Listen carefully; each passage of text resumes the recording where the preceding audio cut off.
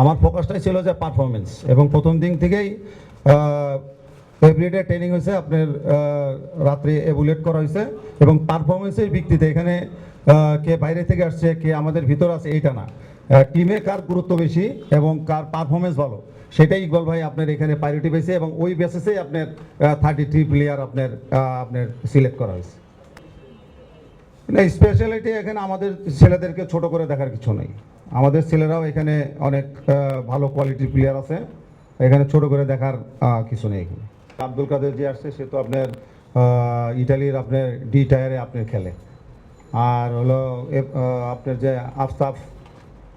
আফতাব যে আছে, আমেরিকা থেকে আসছে, সে হলো 3rd টায়ারে আপনার খেলে। আমার স্বভাব সুলভ অনুযায়ী আমি প্রথমেই টিমটারে হলো খুব অল্প দিন পেয়েছি। তো প্রথমে আমি ডিসিপ্লিনের দিকেই মনোযোগ দিয়েছি, যে আগের যে আমার যে অভিজ্ঞতা আছে, যে একটা রেজাল্ট পাইতে হলে যে জিনিসটা করতে হয়।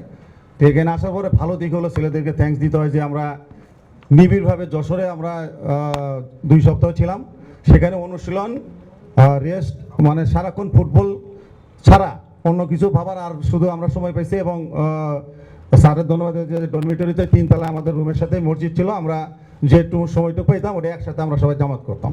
তো আমার কাছে যে তারা ওয়েল ডিসিপ্লিনড, এবং তারা সর্বোচ্চ চেষ্টা করছে 31 জন প্লেয়ার যে সর্বোচ্চ তারা থাকার জন্য।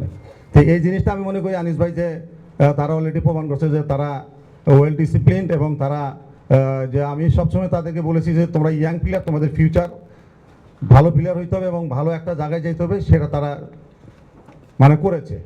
তারা তাদের সর্বোচ্চ চেষ্টা করেছে, এবং টুর্নামেন্টেও তারা সর্বোচ্চ চেষ্টা করবে। তারপরে উপরওয়ালা তো একটা কিছু লেগে রাখছি। Thank you.